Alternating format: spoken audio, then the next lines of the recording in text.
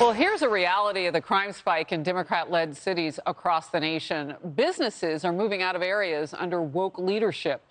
Starbucks is now joining that growing list. The company reporting rampant drug use and disturbances at both paying and non-paying patrons, taking advantage of their open bathroom policy. Yuck.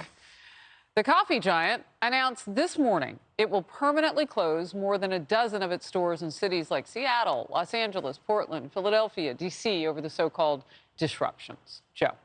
When I lived in Hoboken, New Jersey, way back when, my single days, and I had to go right, I went to Starbucks because it had such a peaceful vibe and a wonderful scent, and you just could concentrate and get things done. Seriously. And free Wi-Fi. And free Wi-Fi, which Remember, definitely... that was a big deal then. It was a big, so you absorbed whatever the cost of the coffee was because, for whatever reason, it just felt like a tranquil place. And then you see what's happening in Portland and Seattle and Los Angeles.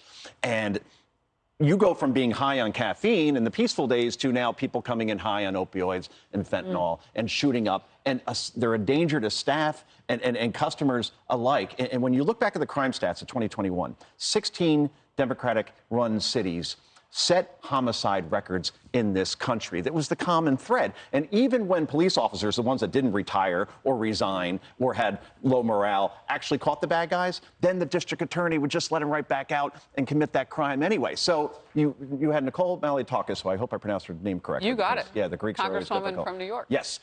She said, until we start electing different leaders in places like Chicago, New York, Los Angeles, then this will continue to happen. So why not just close the public bathrooms, which are part of a private, I mean, they're inside the Starbucks anyway. Why shut down? How bad does it get for this to happen? Yeah, I think that would clash with their persona that we're open to everyone. We're here to serve the community. We're not going to ask questions about whether you can spend money with us or not. But my first thought when I saw this headline was, when you've lost Starbucks. I mean, when they're like, we can't do the woke thing anymore. But I thought back to earlier in the year when in San Francisco, you had all of these Walgreens that were closing because they said they couldn't take the crime and the non-prosecution, their security costs were too high, they couldn't do it. And I was reading through some of those old articles where people who lived in those neighborhoods said, this is actually like a lifeline for me. I buy food here, I buy groceries here, seniors and people who don't have cars and can't travel to other locations.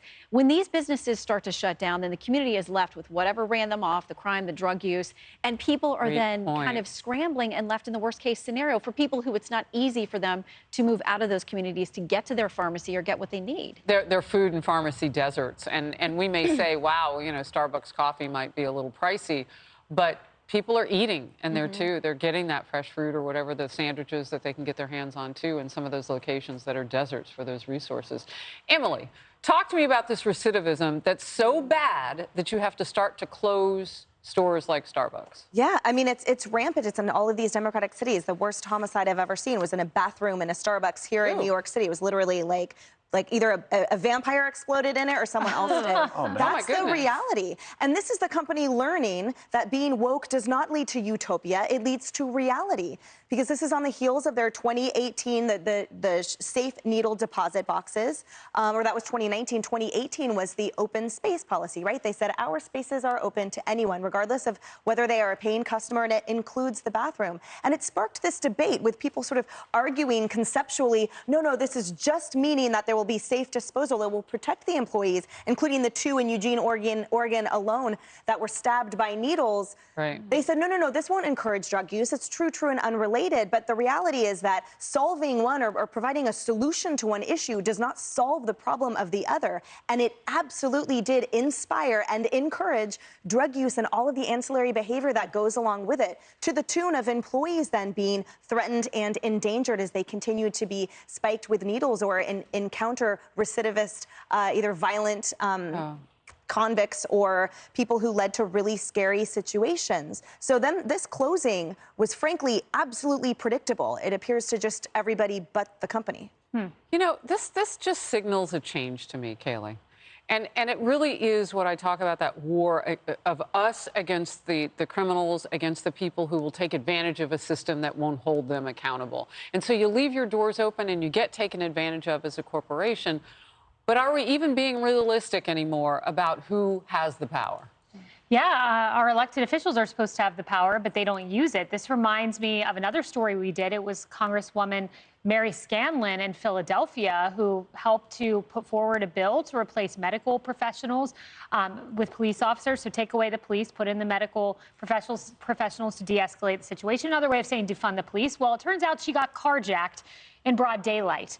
All of these cities, Philadelphia, New York City, LA, they are just like Mary Scanlon, and they have been metaphorically carjacked because you have businesses fleeing.